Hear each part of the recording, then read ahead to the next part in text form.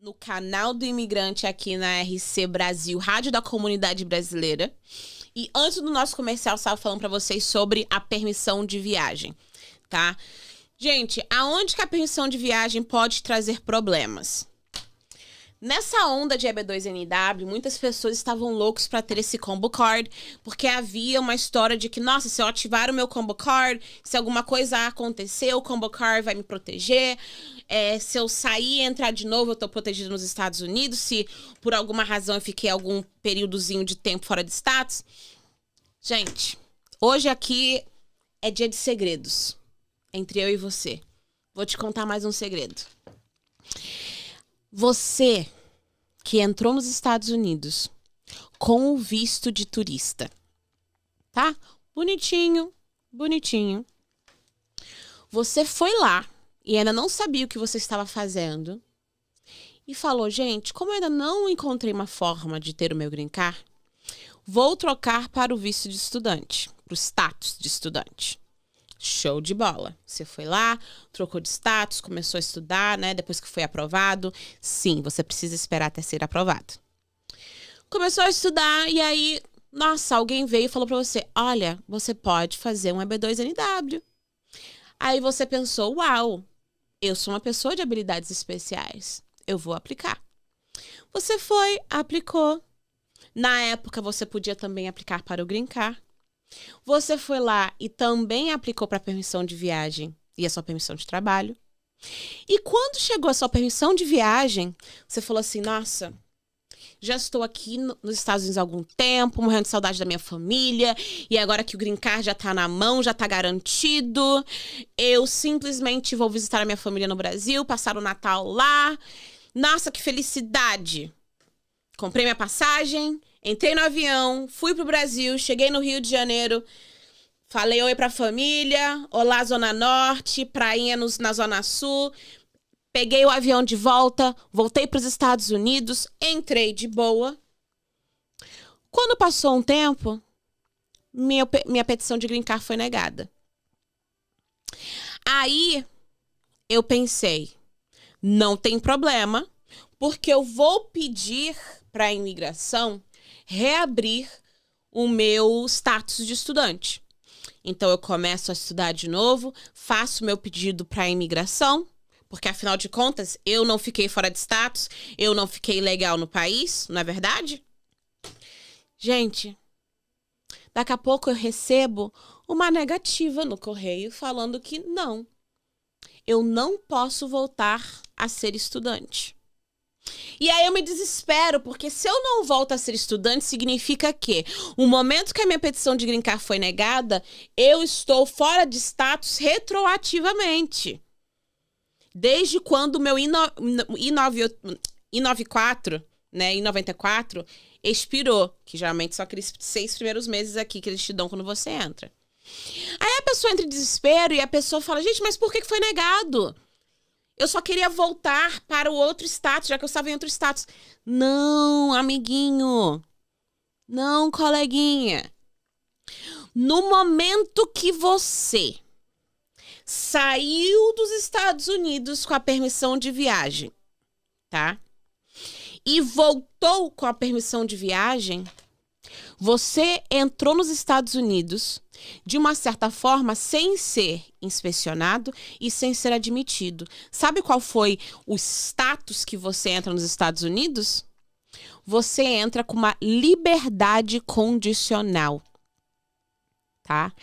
Na verdade, o que ninguém te fala, ou aliás, por falta às vezes de entendimento da terminologia imigratória, a aplicação que é usada para permissão de viagem é chamada de I-131, tá? Aplicação para viajar. E nessa aplicação para viajar, você tem algumas opções. E quando você aplica para uma permissão de viagem baseado numa aplicação de Green Card pendente, o nome da sua categoria é o que é chamado de Advanced Parole, tá? O que significa? Eu estou pedindo permissão para entrar no país depois de ter viajado fora. Você está pedindo uma, né, liberdade condicional para sair e entrar nos Estados Unidos. No momento que você faz isso, tá? Você perde a possibilidade de, nesse cenário que eu acabei de dar para vocês, tá? Fazer qualquer mudança para qualquer coisa aqui dentro dos Estados Unidos. Tá? Então, assim, não, a permissão de viagem não é o seu salvador, tá? Em certas situações, a permissão de viagem vai ser o que vai e tem o potencial de acabar com o seu futuro imigratório dentro dos Estados Unidos. Tá? Outra pergunta também que a gente teve muito esses últimos tempos é sobre 2 pontos com o ESTA. Primeiramente, para quem não conhece, o ESTA é o programa, tá, que os Estados Unidos têm com vários países da Europa, que esses países não precisam pedir visto para entrar nos Estados Unidos se eles preencherem uma aplicação que eles têm e essa aplicação der tudo certo, você simplesmente tem um selinho, é um processo super, mega, hiper rápido e você tem 90 dias aqui nos Estados Unidos. Sim, 90 dias, o ESTA dá menos tempo do que o I-94, que é o que você geralmente tem com visto de turista, mas, ao mesmo tempo, você pode entrar e sair, enfim, quantas vezes você quiser com o ESTA. Vamos lá. Primeira pergunta. Doutora, há muito tempo atrás, eu entrei e fiquei ilegal nos Estados Unidos por mais de 6 anos, depois eu saí. Fazem uns 5 anos que eu estou fora, minha cidadania portuguesa saiu e eu estou pensando em aplicar para o ESTA. Tá, mas em teoria você tem uma penalidade de 10 anos, né? Pelo tempo que você passou dentro dos Estados Unidos fora de status. Doutora, mas eu vou fazer a aplicação com o meu passaporte português. Gente, eu sei que isso parece loucura eu estar falando isso, mas é porque realmente é uma informação importante e que, por alguma razão, as pessoas não pensam dessa forma. Quando você aplica para sua cidadania portuguesa, você continua sendo a mesma pessoa, só que com uma cidadania portuguesa. Então, assim, você não é uma pessoa no Brasil e outra pessoa em Portugal. Você é a mesma pessoa. E essa mesma pessoa foi a pessoa que ficou ilegal nos Estados Unidos. Por que eu digo isso? Eu tive uma pessoa específica me perguntar, tá, doutora, mas quando eu preenchi o ESTA e me perguntaram sobre, né, se eu já tinha vindo para os Estados Unidos, ficado ilegal e tudo mais, para mim eles estavam falando sobre o meu passaporte português. Gente, as perguntas da imigração, em qualquer formulário, tá? Elas, a não ser que sejam específicas falando no seu país de origem ou no seu país de cidadania, tá? Ela está falando sobre você, ser humano, na sua totalidade, tá? Então, quando pergunta no ESTA se você já foi para os Estados Unidos e ficou fora de status, é nas suas 2 personalidades, tá? Então, ele não distingue entre você quando você tem só o passaporte brasileiro no bolso e quando você está com o passaporte português no bolso. Vocês são a mesma pessoa, então isso é importante. Outra coisa também sobre o ESTA, que a gente teve essa pergunta recentemente. Se você entra nos Estados Unidos com o ESTA, você não pode trocar de status para nada. Você não pode fazer um pedido para um visto de estudante, você não pode até mesmo trocar de status, tá, para outro tipo de status, como o E2 dentro do país, se você entrou com ESTA. Então, enfim, é importante entender a limitação do ESTA, porque às vezes, vamos dizer, tem um casal, um tem ESTA e o outro tem um visto. E aí os dois entram, um quer fazer uma troca, né? Os dois querem fazer uma troca de status, só que um não pode, só pode o outro. E aí como é que a gente faz? E aí qual é a estratégia que a gente usa, né? Então, é importante você considerar isso quando você está planejando a sua entrada nos Estados Unidos, tá? Outra coisa, falando sobre dupla personalidade.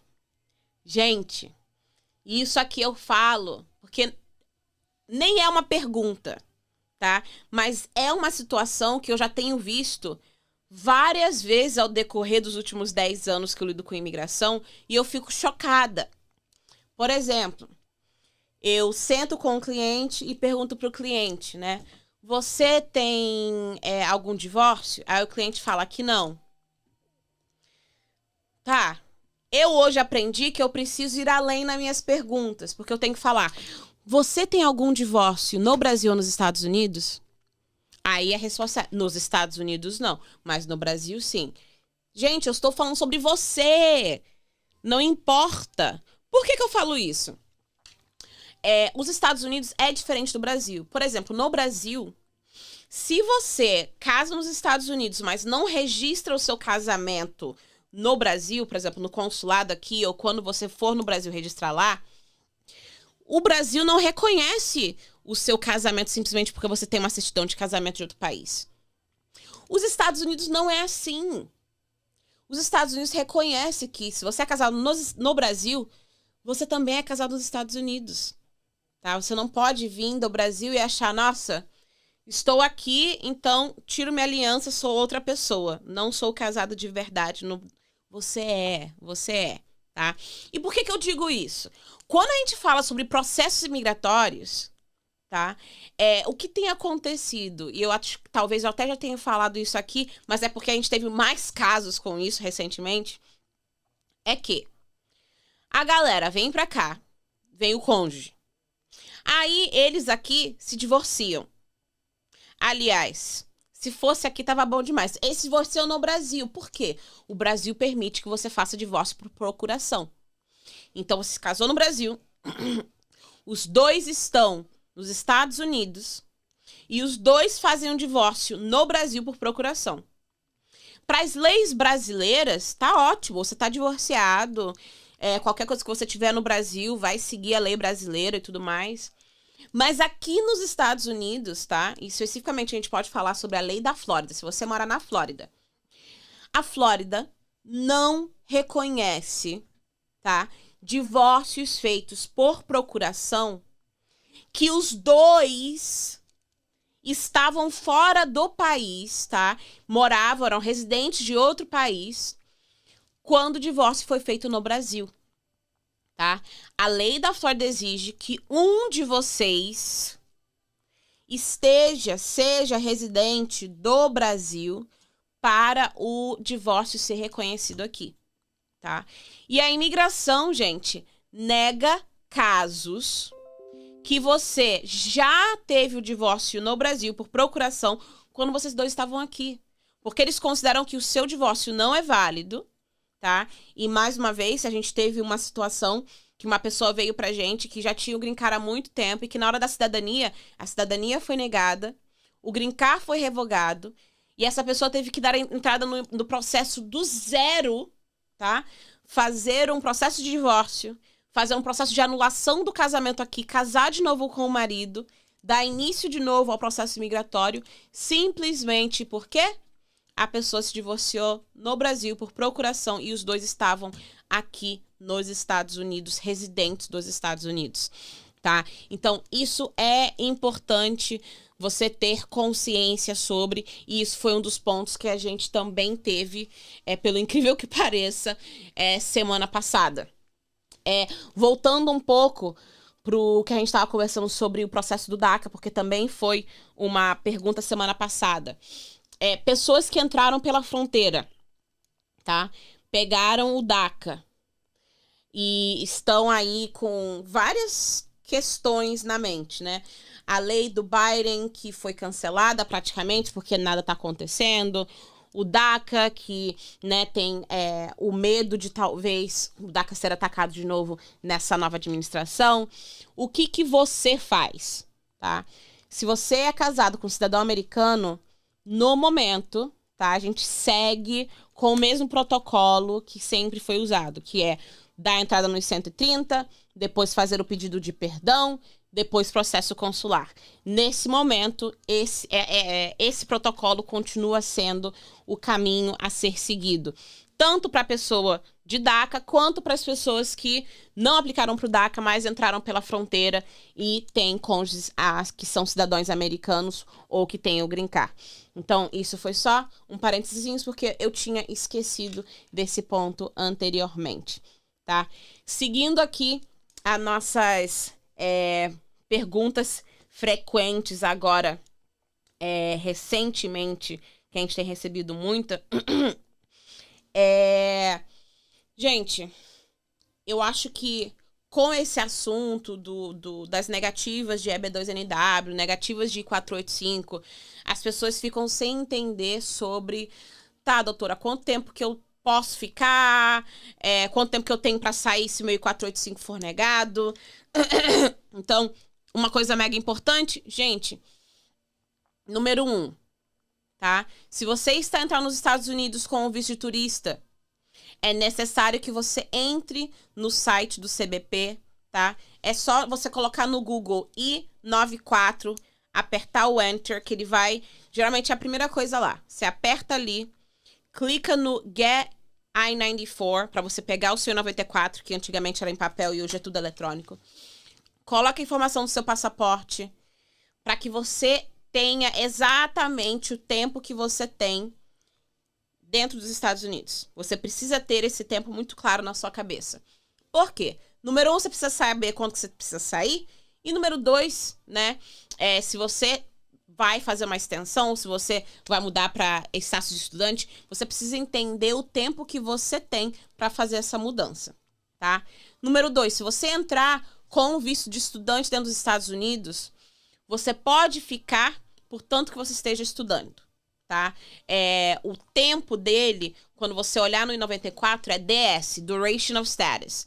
Então, portanto que você seja um estudante, você pode continuar dentro do país. Com o visto no seu passaporte, você tem o benefício de entrar e sair sem problema nenhum. Se você fez uma troca de status dentro dos Estados Unidos, você pode ficar, portanto que você esteja estudando, mas você não pode sair e entrar dos Estados Unidos livremente como uma pessoa que tem o visto de estudante no passaporte. Outra coisa, se o seu processo for negado de Green Card, tá, o I-485, você vai receber uma carta que fala que em 18 dias sua permissão de trabalho e permissão de viagem vão estar cancelados. E geralmente você tem 33 dias para apelar, tá? Ou 33 dias para sair do país. Tá, doutora, mas e o período de graça, né? O Grace Period, são 180 dias? Sim, tem esse período de graça, tá? Mas uma coisa que você precisa considerar é que se você, por alguma razão, tá? E muitas pessoas vão se lembrar disso, 4 anos atrás, né, quando as pessoas estavam tendo negativas até mesmo de extensão e elas não saíam do país em 33 dias, elas estavam recebendo notificações para comparecer à Corte de Imigração para um processo de deportação. Então, é possível que a gente volte a ver essa prática? Então, você precisa estar ciente quanto tempo que você tem de apelação, que são 33 dias do dia da negativa e não do dia que você recebe, tá? E também qual é realmente a flexibilidade no seu caso desse período de graça para você poder ficar no país sem talvez receber uma intimação para comparecer à corte para um processo de deportação, tá? Vamos lá, Lu, temos perguntas para hoje? Temos uma perguntinha aqui, doutora Larissa. Lá de Nova York, está perguntando o seguinte, a Fernanda. A minha mãe pode me dar o Green Card e dando o perdão, por parte de perdão, né? Aliás, ela precisa de perdão e se a mãe dela pode dar o Green Card para ela. Então vamos lá. Se a sua mãe, primeiro, se você for casada, a sua mãe precisa ser cidadã americana para aplicar para você. Se você não for casada, a sua mãe com o Green Card ou com a cidadania pode aplicar para você. E por ser a sua mãe, ela pode ser sim a sua base para o pedido de perdão para você poder obter o green card. Uma coisa que é importante você saber e se preparar psicologicamente, porque às vezes eu acho que é um susto para as pessoas, o seu processo não pode ser aprovado aqui nos Estados Unidos. Você vai ter que fazer processo consular. Mas você só vai para o Brasil, tá? Para fazer esse processo consular no Rio de Janeiro, depois do seu perdão ser aprovado, tá? Respondi, Lu? Respondeu. Perfeito, então. Gente, e estamos chegando aqui no finalzinho da nossa manhã de segunda-feira, mas antes de finalizar, eu gostaria de falar para vocês mais uma vez que no dia 3 de dezembro, tá? Online, a gente vai estar tendo o lançamento do meu e-book Navegando pelo Sonho Americano. Vai ter conteúdo muito interessante para todos vocês. Para quem está nos Estados Unidos, para quem está no Brasil cogitando a mudança para os Estados Unidos, de uma forma didática, descontraída, trazendo informações cruciais para você poder considerar se a sua vinda para os Estados Unidos é realmente a melhor coisa para você e para sua família. Uma coisa que a gente acredita muito aqui é que todo mundo deveria ter informação. Porque com a informação, você tem a possibilidade, a opção, a oportunidade de tomar as melhores decisões para você, para sua família, para o seu futuro imigratório. Então fiquem ligados, porque a gente vai estar lançando várias promoções para esse dia especial. Foi um projeto de muito amor, porque eu iniciei quando eu estava grávida com a minha filha, finalizei agora grávida do meu filho, e eu acredito que vai vai agregar para nossa comunidade muita sabedoria que hoje em dia é necessária para que a gente possa fazer e tomar as decisões corretas. Então, mais uma vez, obrigada por estar aqui com a gente na RC Brasil, Rádio da Comunidade Brasileira, no canal do Imigrante. A gente se vê na próxima segunda-feira.